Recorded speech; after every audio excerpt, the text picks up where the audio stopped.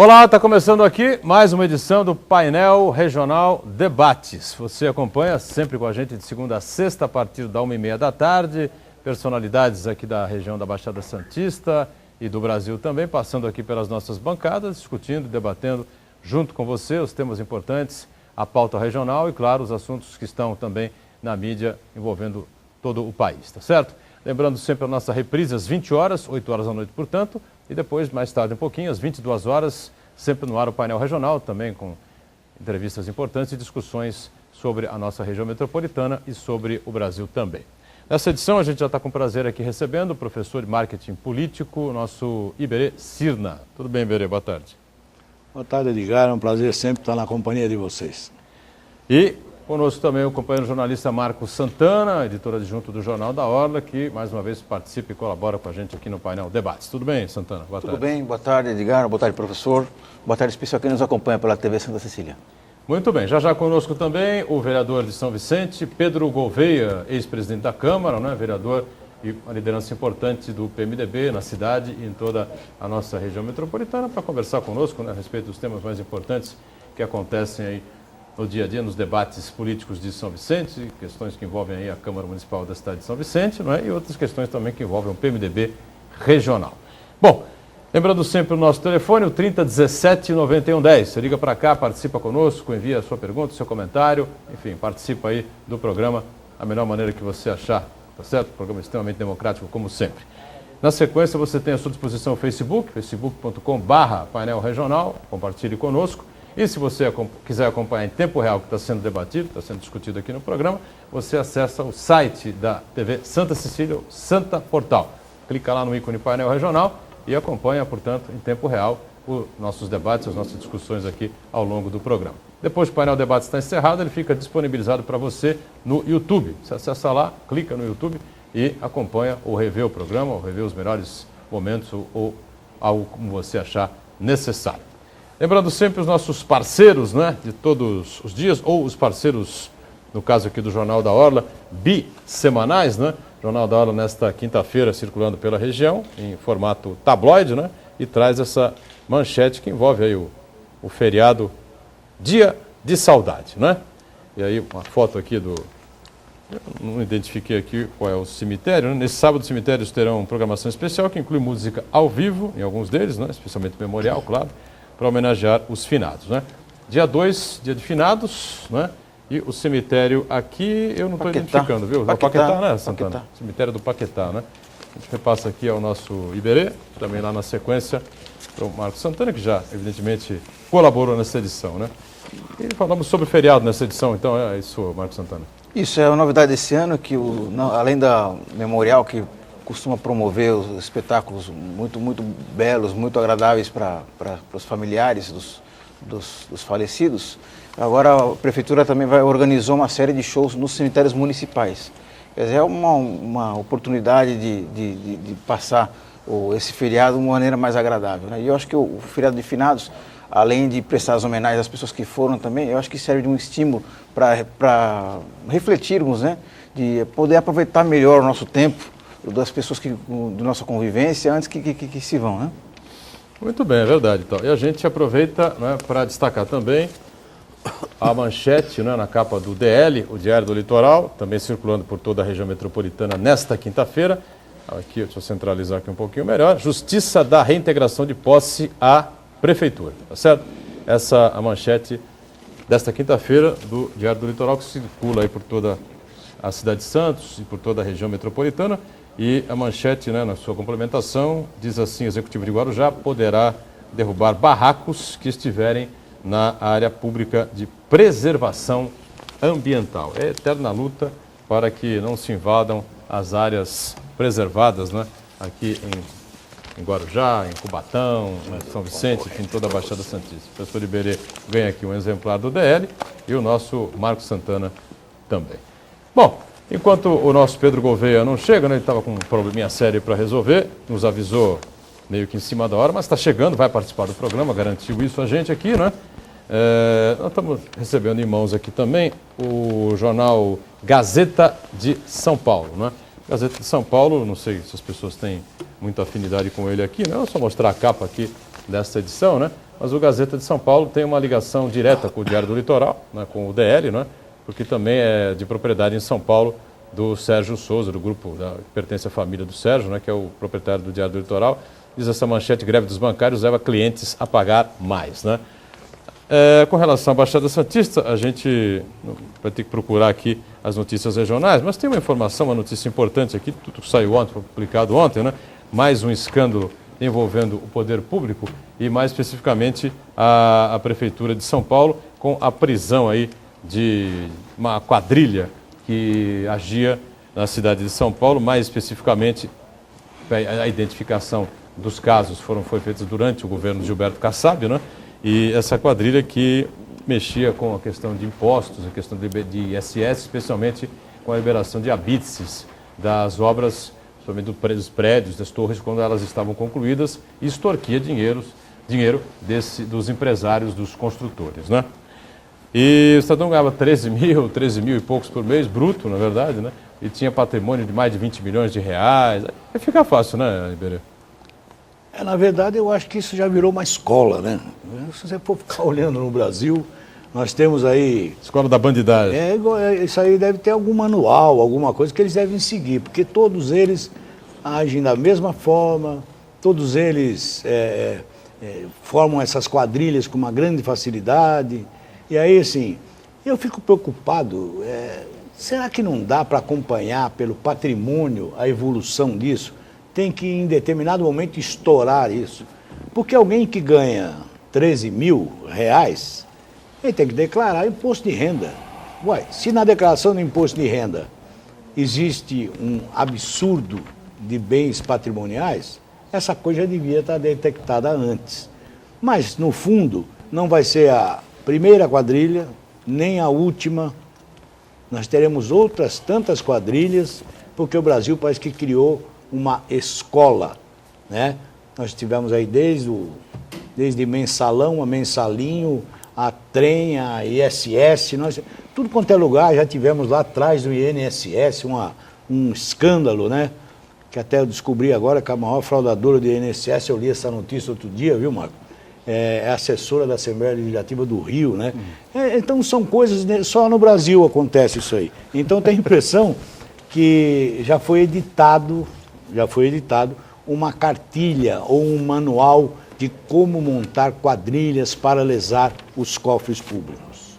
Marcos Santana, só completando aqui o que disse o Iberê, né? Eu acompanhei rapidamente, né? Um trecho pequeno, apenas uma entrevista de Fernando Haddad, prefeito de São Paulo, a uma emissora de São Paulo, mas que bomba aqui na nossa região metropolitana, de Bandeirantes, né? Precisamos também ficar aqui escondendo leite, não tem problema nenhum, né?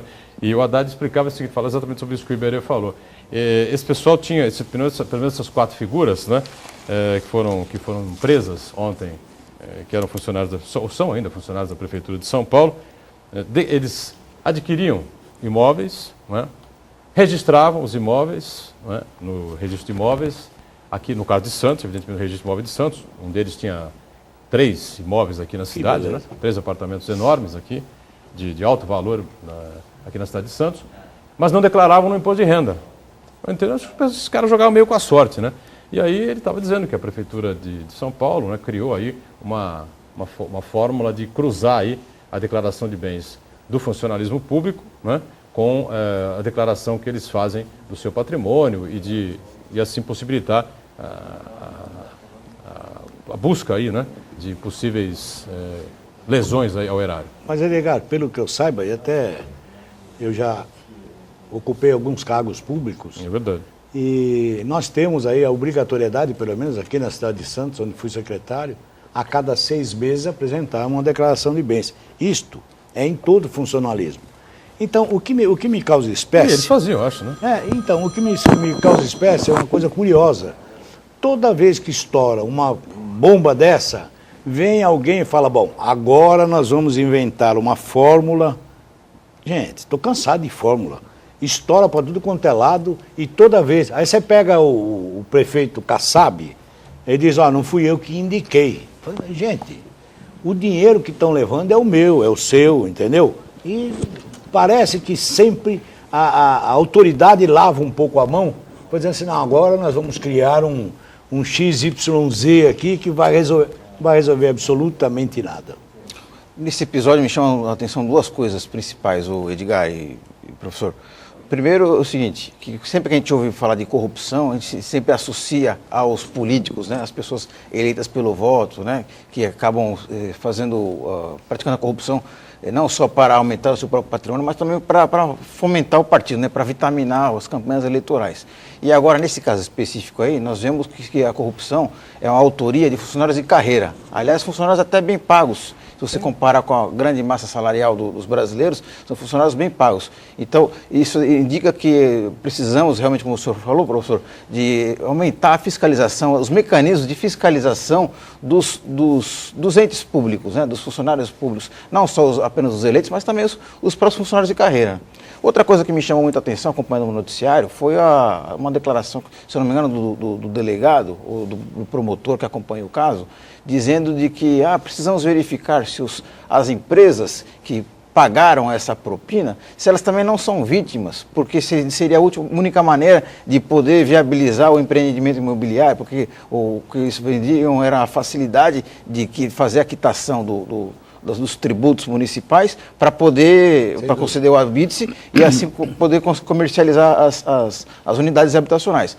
Agora, se o empreendedor, né, a pessoa que está em débito com a prefeitura, teve que pagar propina e depois disso daí se silenciou, na verdade, ela se omitiu, né? Ela silenciou aí. Porque o correto seria, fui chantageado e logo em seguida denunciar. Mas como a empresa também se beneficiou desse esquema aí, então ela silenciou. Então eu acho que essa autoridade, não sei se foi o delegado, se foi o promotor que deu essa declaração, ele foi completamente infeliz. Porque eu acho que também, assim como a gente condena os corruptos, né? Os corruptores também devem ser condenados da mesma maneira. Mas aí também a gente tem que pensar, eu também não concordo, mas eu acho que, seja quem for que deu essa declaração dentro da maior realidade possível no Brasil. Esta não dá, é insofismável. Se você não cair na malha desse povo, é isso que ele quis dizer, eu acho. Não tem alternativa.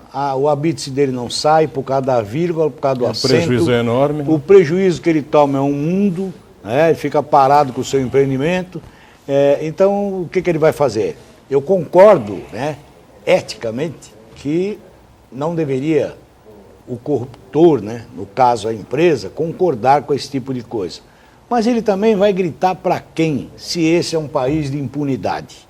Esse é um país que ninguém é punido por nada, absolutamente por nada, a não ser aquele que rouba o pó de margarina, aquele que roubou a galinha na esquina. Então é assim, eu preciso acreditar na justiça.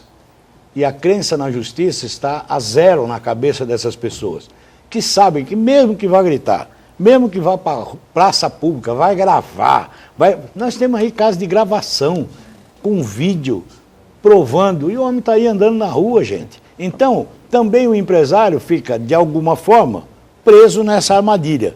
Ou ele concorda, ou ele grita para quem? Se eu tivesse, sim, uma justiça séria, uma justiça atuante, que realmente os códigos penais brasileiros fossem adequados a esta realidade, ora, nada disso acontece. Então não adianta, ele vai ter que pagar lá o que vão exigir. Professor, mesmo. Com todo respeito, eu entendo a sua posição, mas eu vou discordar, que eu acho que é o grande desafio do brasileiro, do cidadão brasileiro, é justamente esse aí, o fortalecimento das nossas instituições para evitar que esse vício na gestão pública se torne uma prática. Né? Porque isso aí acaba penalizando quem? O bom empresário, o bom cidadão que paga os seus impostos, que tenta seguir a legalidade. Na verdade é o seguinte, né? Se o cara pagou a propina, ele não vai denunciar nunca. Sem dúvida. Certo? Agora, porque aí ele está envolvido no mas ele podia denunciar processo, que claro. está sendo cobrado. Está sendo extorquido, claro. De alguma forma, como é que o empresário vai provar isso? Não, Porque mesmo, ninguém assina, nenhum fiscal dúvida, assina coisa nenhuma. Então, eu concordo com o Marcos. Ele não denunciou porque ele se beneficiou do esquema. Ele devia 500 mil, pagou 20 mil. Ele não tem alternativa. Professor, ele devia 500 mil, pagou 20 mil, para ele está ótimo. Uai, mas se ele não pagar os 20, ele não vai pagar nem os 500, nem vai ter o empreendimento dele. Esta é uma realidade. Eu não estou aqui dizendo que a gente tem que concordar com isso. Eu estou dizendo e elogiando quem deu uma declaração dentro da realidade brasileira. A realidade brasileira é essa. Eu não acredito que possa ser feita justiça. Então eu sou obrigado a entrar, lamentavelmente. Não é esse o país que eu quero. Não é isso que eu quero para as instituições. Mas esta é uma realidade que não dá... Professor, o desafio justamente é esse, né? O desafio é justamente esse, a gente aperfeiçoar os mecanismos de fiscalização, de denúncia, para que a gente consiga construir uma sociedade cada vez melhor. Nós vamos aperfeiçoar. Veio o prefeito agora de São Paulo, o Fernando Haddad, escandalizado com isso aí. Imagina que absurdo, eu vou criar uma... Já criou, né? Uma comissão, um programa de não sei o quê, que aperta. Você que está nos assistindo, siga isso. Lá para adiante vai dizer, aquela fraude que vai acontecer daqui 6 meses, essa não estava prevista no programa que ele desenvolveu. E assim nós vamos levando o Brasil, gente. Esta coisa nos deixa muito chateado. Não é este o país que queremos. Gostaria que a coisa fosse séria. Como está reportado aqui no jornal Gazeta de São Paulo, né, a ação, como eu coloquei há pouco, né, disse em entrevista à Rádio Bandeirantes agora de manhã o prefeito Fernando Haddad, é o primeiro ato da Operação Acerto de Contas, que é um esforço da Prefeitura, segundo o próprio Haddad, né, e do Ministério Público Estadual para combater a corrupção dentro das repartições municipais. Essa quadrilha é responsável por desviar até 500 milhões de reais, não é brincadeira, hein? Entre 2007 e 2012, segundo a estimativa da gestão atual, da atual administração da Prefeitura de São Paulo, que é do PT, né, do Partido dos Trabalhadores, né? O esquema é tratado pelo prefeito como um dos maiores escândalos já descobertos na cidade. Os servidores foram presos em suas casas. Só para a gente incrementar um pouquinho aqui, apimentar um pouquinho mais a coisa, os detidos são investigados por crimes de corrupção, concussão, lavagem de dinheiro, advocacia administrativa e também formação de quadrilha. Eles construíram um patrimônio superior a 20 milhões de reais, né? E possuem lista de bens repletas de imóveis de luxo, como eu falei aqui na abertura do programa, né? Mas tem mais detalhes aqui nessa reportagem do jornal Gazeta de São Paulo. Automóveis caros, né? Marcas como Mercedes, como Audi, como BMW, né? Barcos também, né? De acordo com o levantamento do Ministério Público, receberam aí prisão temporária por 5 dias, né? Foram presos ontem. Final de semana eles passam em casa, talvez, né? Não, é possível. Talvez segunda-feira, né? Em casa, com certeza. Pois é. E foram apreendidos lá também 6 carros luxuosos, por exemplo, um Porsche, veja lá, uma BMW e 2 motos que foram levadas ao 4º Distrito Policial de São Paulo, né, da capital. Edgar, agora deixa eu só fazer uma pergunta. Isto não é visível, um fiscal andar com uma Porsche amarela? Não é uma Porsche amarela que pelo menos saiu lá. Não é visível ele ser dono de um hotel fazenda ou de uma... Não é visível ter um apartamento acima da expectativa do que ele ganha? Tudo isso é tão visível e ninguém vê. Aí aí vai o Ministério Público, aí ele começa a pesquisar, demora lá 3, 4 anos, tem que levantar provas robustas para que você possa... E aí quando vem, ninguém sabia. Ninguém sabia. Imagine você que nós temos aqui o nosso Edgar Boturão, né? O jornalista, um brilhante jornalista. Aí ele diz assim, amanhã... O pessoal está vibrando lá na suíte, né? Amanhã ele aparece aqui Você vai me condenar aqui aí? Porsche Panamera. E você, mas ganhou na Mega Sena? Não, ninguém sabe. E como é que o fiscal como era o João Alves, aquele famoso deputado federal que ganhou na loteria 20 e tantas vezes? 400 vezes na loteria. Então, essas coisas aqui me deixam um pouco assustado. Até parece que eles compraram tudo ontem. Não. Tem aqui apartamento em Santos, tem apartamento em Miami, tem, sabe, só pelo carrinho. Sítios no interior do estado de São Paulo? Só pelo carrinho, uma Porsche amarela para um fiscal. Não é a Brasília amarela, não. Se fosse Brasília amarela, ainda até perdoava. Uma Porsche Pan-Americana, sei como é que chama aquilo lá, que é uma das mais caras, na mão de um fiscal. E ninguém, o vizinho não viu, o chefe não viu, a família, ninguém viu. Isso, para mim, é um verdadeiro absurdo. Então, dizer que a quadrilha... Gente, desculpa, mas essa história é mal contada para mim.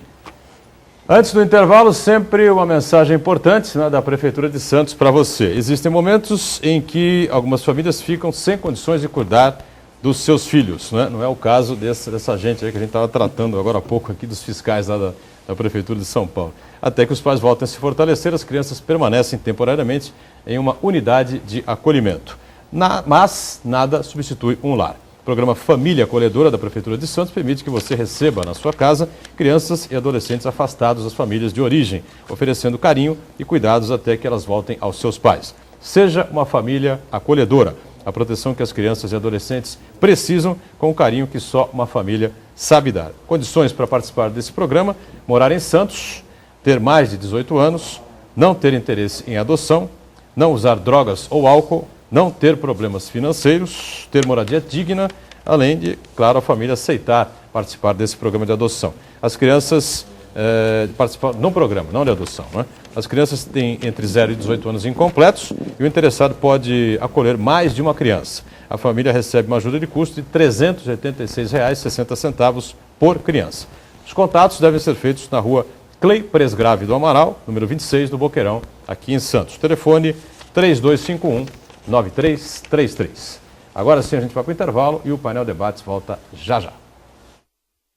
Estamos de volta com o nosso painel Debates, conversando aqui com muito prazer com o professor Iberê Cirda, professor de Marketing Político, e com o jornalista, né, o nosso companheiro Marco Santana, editor adjunto do Jornal da Orla. Você tem o 3017-9110 para entrar em contato, participar com a gente, né, com suas perguntas, seu comentário, você fica sempre à vontade aqui no nosso painel Debates, como também no painel regional, sempre às 10 da noite com você, né? Bom, são 10 anos de projeto Bolsa Família, né? Comemorado com muita alegria, com muita força, né? Pelo PT, pela presidente Dilma Rousseff, né? Dizendo que o Bolsa Família aí seria a luz no fim do túnel, ou a porta de saída da miséria, né? E o ex-presidente Lula também discursando, né? Com muito ênfase, defendendo esse projeto, essa proposta implantada, né? Desde 2003, quando ele tomou posse, pelo governo do Partido dos Trabalhadores, e que a imprensa, de maneira geral, os críticos são muito injustos, né? Especialmente quando dizem que é um projeto extremamente limitado. Para falar o português, claro, como eu gosto do Lula, né? Não é um projeto que ensina a pescar, é um projeto que só dá o peixe, não é? E que mantém o sujeito ali no ostracismo, né? Não é um projeto que encaminha o sujeito, que incentive o cidadão, né, a buscar algo melhor na vida, né?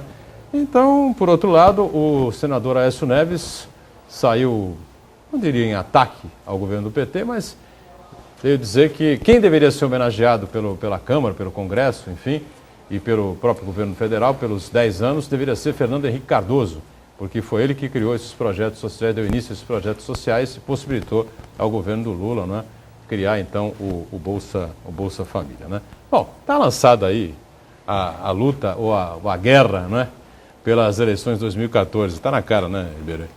Tudo isso faz parte do processo eleitoral, né? Indiscutivelmente. Ninguém está preocupado com o Bolsa Família, nem... Mas eu sempre fui muito crítico ao sistema do Bolsa Família. Não, porque você hoje envolve beneficiado do Bolsa Família, são 50 milhões de pessoas no país. Eu só tenho uma dúvida, tem que ter começo, meio e fim. Dar ad infinito uma Bolsa Família é um pouco diferente de outros países. O México tem também, só que ele dá por 2 anos, sendo que nesses 2 anos você tem que se qualificar para o mercado de trabalho. Se você não abre oportunidade de vaga, se você não investe na educação, se você não melhora a qualificação do funcionário, nós não vamos sair disso nunca. Então vai virar pura e simplesmente um assistencialismo. Esse assistencialismo barato, no meu ponto de vista, fica mantendo aí 50 milhões de pessoas. E eu pergunto, mas para onde nós vamos caminhar? Vamos chegar aonde? Se as outras áreas não evoluem. Eu não estou evoluindo na educação, eu não estou evoluindo no aspecto econômico, na geração de emprego, eu não estou evoluindo na qualificação.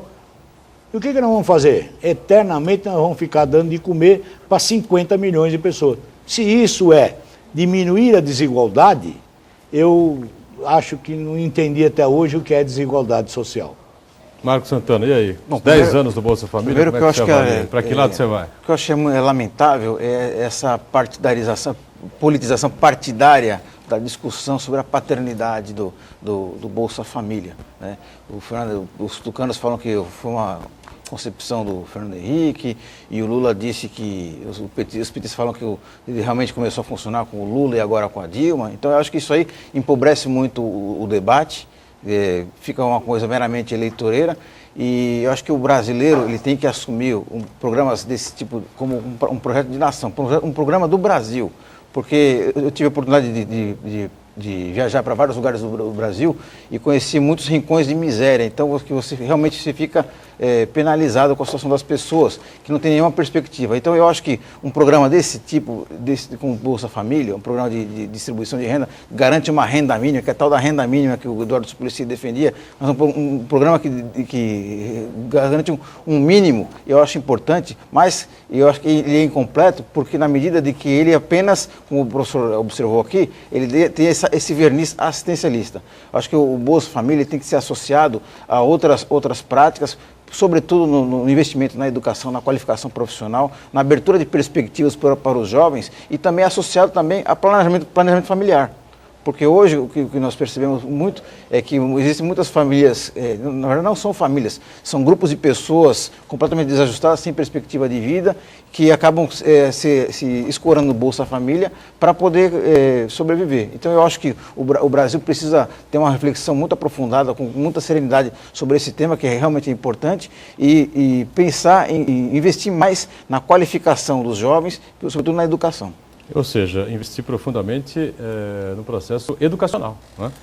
O que virou o jogo dos famosos tigres asiáticos, né? Não foi um investimento pesado, maciço em educação, né? Eu acho que aqui não deveria ser diferente. E entra governo, sai governo, entrando, saindo, a gente vê os índices, né? Que aparece a educação do Brasil, né? Sempre muito mal colocado, né? Sei lá, que centésimos e tanto lugar, ou seja, uma situação que não se reverte jamais, né? Se você for analisar a evolução desses asiáticos, eles se basearam sempre num tripé, né? Esse tripé é na área educacional, na qualificação da mão de obra e na excelência do curso superior, das universidades, a capacidade tecnológica do país. Essas três coisas foi o que fizeram os tigres asiáticos darem mostra de como se faz, de como se evolui. Nós não fazemos nenhuma dessas. Nós não investimos na educação, nós não qualificamos e tratamos o ensino superior sem qualidade. Tratamos o ensino superior ainda com quantidade. Quantidade de pessoas não significa ter qualidade de tecnologia, e nós estamos aí cada vez remando para um lado, e o Brasil, eu não entendo muito bem essa lógica. 50 milhões estão lá e eu não vejo o futuro para absolutamente nada. Nós estamos aí num mundo globalizado brigando com o mundo. Não conseguimos entrar ainda nessa globalização. Até porque não qualificamos, não temos nenhuma capacidade ainda tecnológica no mundo, somos um país dependente. E sempre, como o país é dependente do processo de globalização, não vem com a história de pré-sal, mas nós somos dependentes de absolutamente tudo. E o trabalhador brasileiro continua subempregado, subformado, não tem nenhuma qualificação, e aí o que resta ao governo, seja que for? Eu concordo que não deve se partidarizar. Também não concordo nem lá atrás com o Fernando Henrique, nem com a Revolução, que também tinha lá o diz que não se leve leite, leve o diabo a quatro. Pensem nas pessoas, não adianta ficar pura e simplesmente passando uma mãozinha naquilo que está feio. Está muito feio, muito pobre, muito pobre. Mas o pobre não é só dando de comer, não. Nós temos que fazer o quê? Nós temos que dar educação, nós temos que procurar gerar emprego, nós temos que dar qualificação para ele, para que ele possa andar pelas próprias pernas. Isso é o que acontece em outros países. Outros países também têm essa mesma oscilação, só que lá tem um programa. O programa qual é? Esse Bolsa Família você vai ser contemplado durante 2 anos. Nesses 2 anos você vai ter que mostrar a sua evolução na sua qualificação, no seu emprego e na busca da sua renda. Se em 2 anos você não fizer isso, você dá licença, você vai ficar pobre porque não tem mais como ajudar. Esta é nós temos que ter políticas. E aí eu concordo quando o Marcos diz aí, não pode ser uma política do partido de Fernando Henrique, de Dilma, de Lula, um pouco me interessa. O Estado brasileiro deveria ter programas sociais. Esses programas sociais têm que ser muito bem desenhados, com muita responsabilidade, e não virar o coronelismo da Bolsa.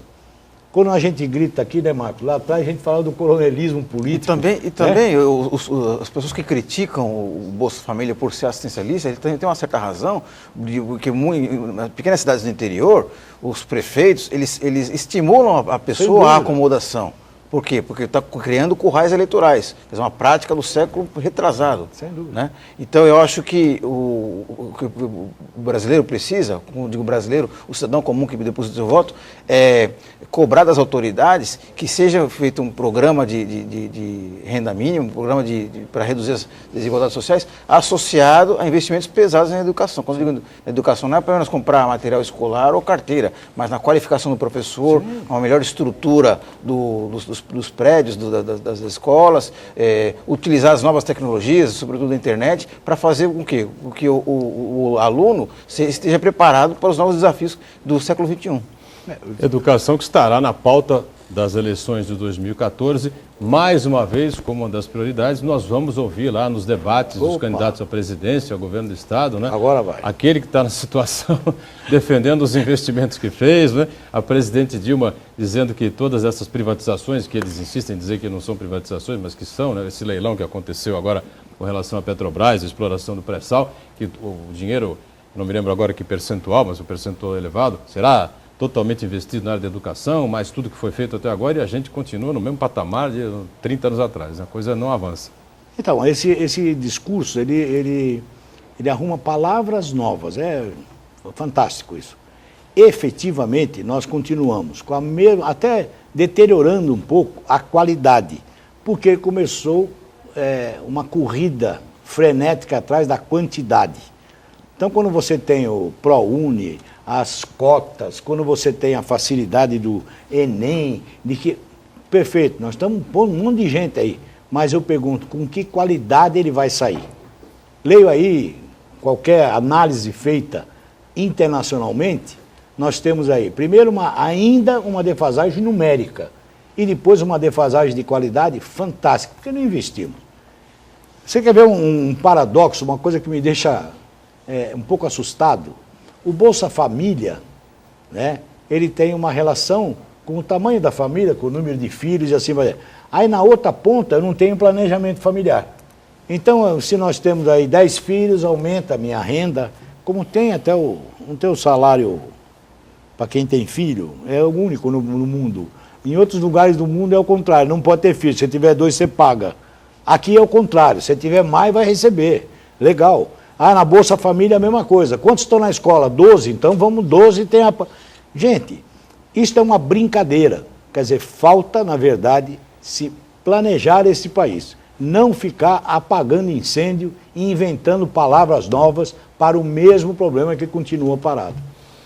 Muito bem, verdade. Isso tudo está colocado aqui, né? E, evidentemente, como eu disse há pouco, ano que vem teremos aí debates acalorados a respeito dessa tese toda, né? O PSDB defendendo o que foi feito no governo do Fernando Henrique, e o PT dizendo que não foi feito nada, né?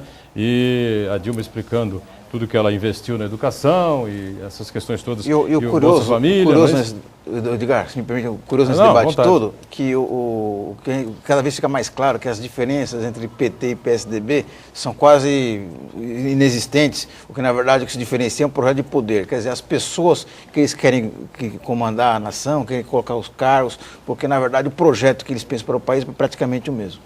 É verdade, né? Se você tirar a limpo aí e filtrar, não é tudo que foi feito por um governo pelo outro governo, e filtrar o que é dito, o discurso de um, o discurso do outro, as diferenças são pequenas. E como estão sempre polarizados, obriga nessa alternância de poder que eles façam alianças com partes retrógradas da política brasileira que permanecem até hoje no cenário nacional.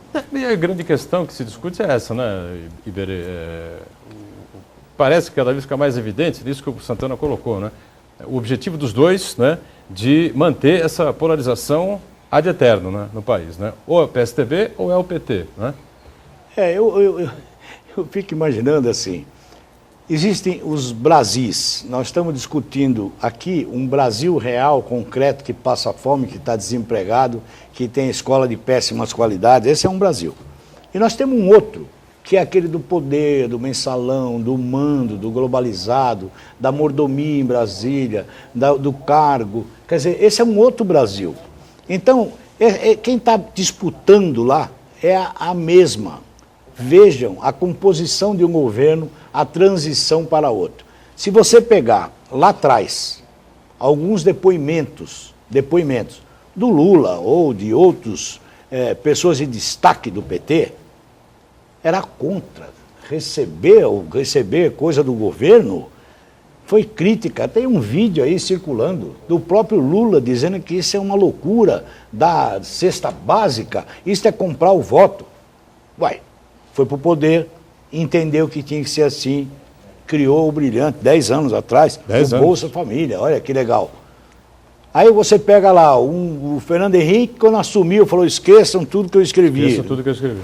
Gente, esta brincadeira cansa. E aí nós estamos vendo, o país está, parece que andando em cima de um disco, e não saímos do mesmo lugar. E nós estamos, e o problema é o mesmo, e roda e troca a gente, e troca governo, e troca partido, e é de coalizão, preciso compor PT com Maluf, eu preciso estar fazendo tudo isso. Mas eu fico naquele disquinho, resolver problema nenhum. Continua gente morrendo na maca do hospital, continua criança sem escola, e nós vamos por aí afora. Ah, vai vir eleição? Vai ser uma série de promessas. Todo mundo tem a bolinha mágica para fazer com que o eleitor, nós aqui, acreditemos que aquele é o Sassamutema, é o homem que vai salvar o mundo. E aí nós vamos lá, votamos. Depois que ele senta na cadeira, dá um tchauzinho para você e esquece desse Brasil. A gente vai para um rápido intervalo e antes, só lembrando que o PMDB, a executiva estadual do partido, anunciou, não é, nesta última terça-feira, uma relação de nomes daqueles que vão disputar vagas para a Assembleia Legislativa do Estado de São Paulo. Temos 2 nomes aqui da região, né, e o presidente estadual do partido, o deputado Baleia Rossi, anunciou outras coisas, indicou outras coisas também como um provável pré-candidato à Prefeitura de Santos pelo partido, né, para as próximas eleições municipais em 16. Né? Já a gente fala sobre isso, em instantes. Muito bem, a gente volta com o terceiro e último bloco desta edição do Painel Debate. Eu aqui estou conversando com o nosso Iberê Cirne, professor de Marketing Político, e com o companheiro jornalista Marcos Santana, editor adjunto do Jornal da Orla. Né? Debatemos muito a respeito da prisão lá, dos funcionários da área de arrecadação de ISS, de liberação, né, das construções dos edifícios, me fala o nome agora, né? Da liberação do Abitse. Da liberação da Abitse em São Paulo, né? Pessoa que andou arrecadando por fora uma fortuna, né? Falamos também muito sobre a política, comemoração dos 10 anos do Bolsa Família por parte do governo da presidente Dilma e do ex-presidente Lula também, do governo petista, né? E outras notas interessantes aqui, por exemplo, na coluna Contraponto do Diário do Litoral. Aqui a informação de que o presidente do Diretório Estadual do PMDB, o deputado federal hoje, não, deputado estadual ainda, né? Estadual vai tentar uma vaga no Congresso Nacional em 14. O deputado estadual Baleia Rossi anunciou os nomes dos 97 pré-candidatos a deputado em 2014 pelo PMDB, né? E a lista apresenta nomes aqui de algumas figuras da política nossa regional aqui. Por exemplo, Dionísio Aguiar, o popular Boquinha, ex-vereador aqui na cidade de Santos, hoje primeiro suplente do PMDB na Câmara de Santos, se coloca como candidato à Assembleia Legislativa, da mesma forma que o Cássio Navarro, né? Cássio Navarro, ex-vereador, ex-presidente da Câmara de Praia Grande, né? E que foi deputado estadual também, ocupou o cargo, era suplente pelo PSDB na legislatura anterior, mas acabou ocupando a vaga, foi um dos 7 deputados que a região teve na Assembleia na legislatura passada, um número bastante significativo de deputados estaduais, né? Bom, são 2 nomes aí já colocados aqui de figuras da cidade que vão tentar uma vaga na na Assembleia Legislativa pelo PMDB. E uma outra citação também, lá estava na reunião o vereador Antônio Carlos Banha, que também é do PMDB aqui de Santos, né? E, de repente, o Baleia Rossi se dirigiu ao Banha e disse o seguinte: e você será o candidato a prefeito de Santos pelo PMDB. Ou seja, temos aí quantos anos? 3 anos, né? Já temos 3 anos aí. O Banha vai poder pensar direitinho aí nessa proposta, nesse projeto, nessa ideia aí, desenvolver isso bem na cabeça para ver se vai aceitar esse desafio de tentar a Prefeitura de Santos em 2016 pelo PMDB, que teve aí uma perda muito sentida, todo mundo fala sobre isso, né? A saída do ex-prefeito Papa, que acabou tomando outros ares, né? Deixou o PMDB e foi para o PSDB. Diga, Santana. Eu interpreto essa declaração do Baleia Rossi, na verdade, é mais um discurso para o partido do que como uma antecipação das eleições municipais. Afinal, temos apenas um pouco mais de um ano que houve a eleição do atual prefeito. Quer dizer, seria muito prematuro lançar qualquer nome para a candidatura. Mas eu identifico nesse discurso do Baleia Rossi uma mensagem para os partidários do PMDB que viram o partido que ficou durante 8 anos na prefeitura não só ser derrotado na eleição, logo no primeiro turno, como a sua principal liderança, sair do partido. Né? Então, o partido ficou meio que, eu acho que essa declaração do Baleia é no sentido de nortear, de identificar uma liderança importante dentro do partido, uma referência para que o partido se fortaleça internamente em busca não só da eleição para prefeito, mas na eleição do ano que vem para deputado estadual. Você também acha assim, Iberê? Eu vejo que é tudo muito prematuro, mas há um recado nisso tudo, né? Esse recado dado do Baleia Rossi é dizer assim, rei morto é rei posto, quer dizer, já que eu concordo com você. O prefeito anterior já não é mais, nós temos outros nomes, e cita aí o Banha, como tem outros tantos no PMDB. O Banha é um representante legítimo do PMDB, um homem que está no partido há tantos anos. Só acho prematuro, e quem conhece o Banha sabe perfeitamente que ele é um homem extremamente cauteloso, é um homem que leva a política a sério e que entende isto como um recado do Baleia, e aí bem disse o Marcos, aos militantes do PMDB, dizendo o seguinte: o partido está vivo, o partido tem nomes e o partido vai continuar buscando o seu espaço dentro da política. Esse é o recado que o Baleia Rossi deve ter dado. Agora, foi muito feliz em dizer do Banha, né, que é um dos ícones aqui da região no partido. Está aí há tantos anos na Câmara, desenvolvendo aí como vereador. Então, o que acontece? O recado está dado. A página foi virada no PMDB. Isso é muito interessante. Foi virada. Isso foi o que o presidente quis dizer. Nada morreu, ninguém ficou chorando, ninguém está sangrando e vamos para frente. Esse eu entendo como o recado do Baleia Rossi. Nós temos também um outro nome, que aliás deveria estar com a gente aqui no programa hoje. Ele teve um problema particular de última hora, por volta de 40 minutos antes do programa começar, acabou se comprometendo em tentar vir de qualquer maneira, deve ter ficado preso no trânsito, não conseguiu chegar, que é o vereador Pedro Gouveia, do PMDB, que também já colocou o seu nome à disposição da Executiva do Municipal e da Executiva Estadual também. Agora, o Pedro Gouveia, me parece que tentará uma vaga à Câmara Federal. Se ele estivesse aqui, poderia confirmar, mas com certeza não faltarão oportunidades para isso. Né? Mas tá certo, acho que o PMDB tem mais mesmo aqui tocar a bola para frente, como disse o Iberê, rei morto, rei posto, e segue a carruagem aí. Novas lideranças existem no partido, importantes lideranças existem no partido, tanto aqui como nas outras cidades da região, como de maneira geral pelo estado afora. O PMDB que deve lançar o SCAF, né? Paulo SCAF, como candidato ao governo do estado. O Cosme da Areia Branca, mais uma vez está conosco, diz que se fizerem uma varredura no Brasil entre políticos de 11 anos para cá, vai se descobrir que muitos estão milionários, principalmente os parentes, donos de carnes e empresas de telefonia. Isso não é novidade, sempre aconteceu no Brasil, segundo ele, mas infelizmente muitos não são investigados. É o que o Iberê falava no bloco inicial do programa, né? O sujeito vai fazendo crescer o seu patrimônio, né? E ninguém vê. É mais ou menos isso, né? Ninguém percebe. Ele comprou uma fazendinha pequena, o outro comprou um aviãozinho, o outro comprou não sei quantas cabeças de gado, ninguém vê.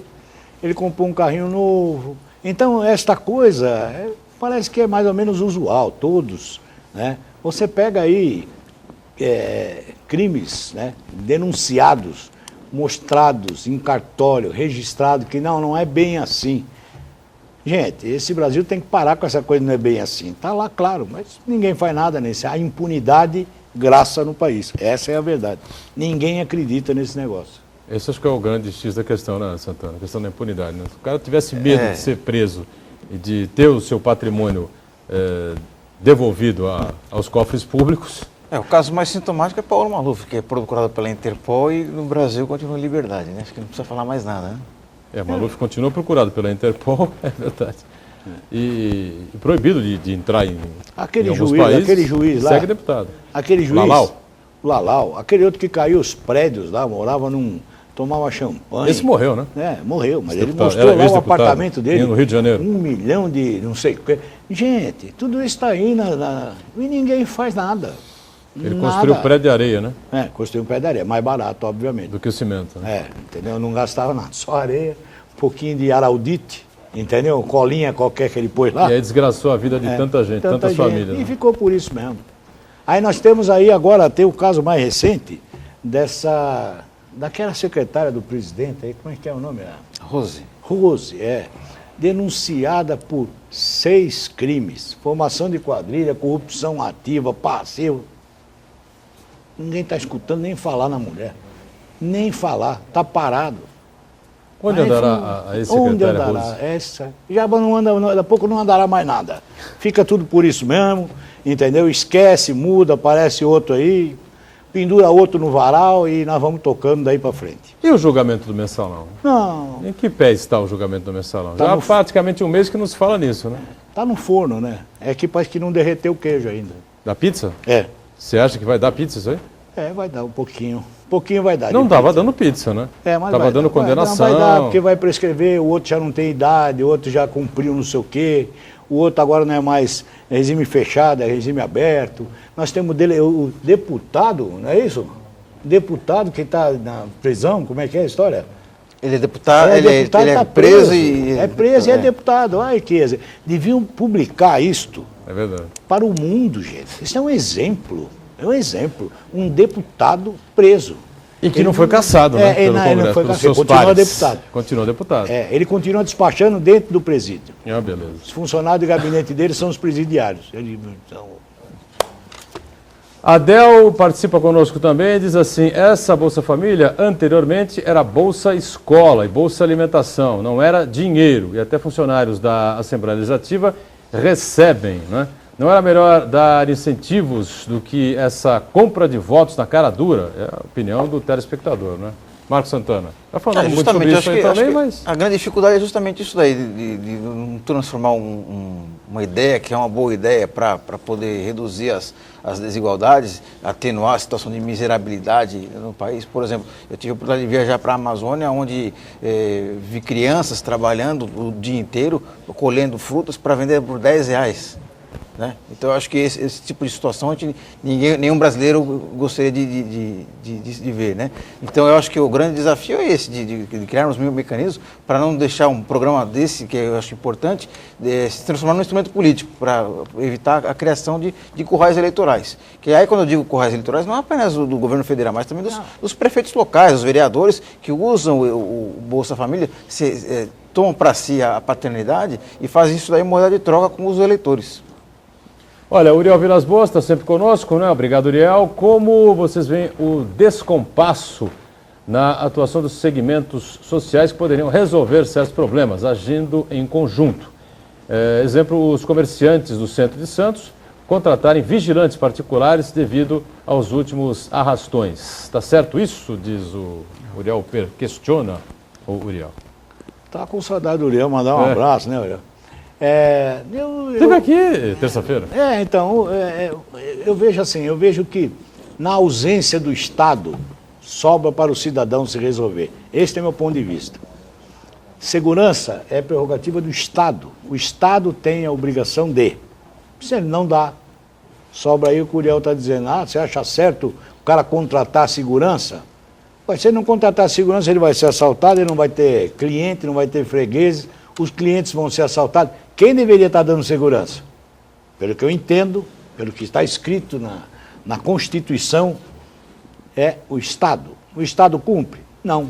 Nós tivemos o absurdo desta coisa na Fernão Dias lá. Foi a estrada lá que... Fernão Dias, né? Fernão Dias. Fernão Dias. 7 ônibus, não sei quantos caminhões. A discussão só neste Brasil. Se a polícia rodoviária poderia dar uma cacetada ou tinha que ser a polícia... E aí os dois não sabiam. Então ficou um de um lado da avenida, o outro do outro lado, e os caras pondo fogo no mundo. E aí, no dia seguinte, o secretário de Segurança Pública do Estado ligou para o ministro, vão fazer uma reunião para ver como... Gente, isso é brincadeira nesse país, pô. Então, agora, não tem solução. O que o Uriel lembrou muito bem, disso do cidadão comum ser obrigado a bancar uma despesa que deveria ser do Estado, lembrou quando recebemos aqui o professor Adalto da Unimonte, que ele lembrou que o brasileiro ele paga 1/3 de imposto, mais 1/3 sobre coisas que o Estado deveria prover, e como não prover, ele é obrigado a pagar, como, por exemplo, educação, segurança, transporte, educação e por aí vai. Ou seja, você trabalha 4 meses e meio, quase imposto. 5 meses por ano, para única e exclusivamente pagar imposto, não é? É por isso que tem muita gente que diz que, se não sonegar, quebra, não é? Principalmente as empresas de porte médio para porte pequeno. As grandes empresas, enfim... Aí tem uma situação diferenciada, né? Mas os medianos e os pequenos, você conversa com advogados tributaristas, todos são unânimes em dizer: se o cara pagar todos os impostos que tem que pagar, ele fecha a porta no mesmo dia, vai para casa andar na praia ou fazer sabe-se lá o quê. Berê, obrigado mais uma vez pela presença, hein? Eu que agradeço, um abraço. Obrigado, Santana. Agradeço, Valeu. obrigado, boa tarde. Obrigado a você que acompanhou mais um Painel Debates. A gente volta amanhã sempre às 1h30 da tarde, com a reprise às 20 horas, não é? 8 da noite, e às 22 horas, o Painel Regional.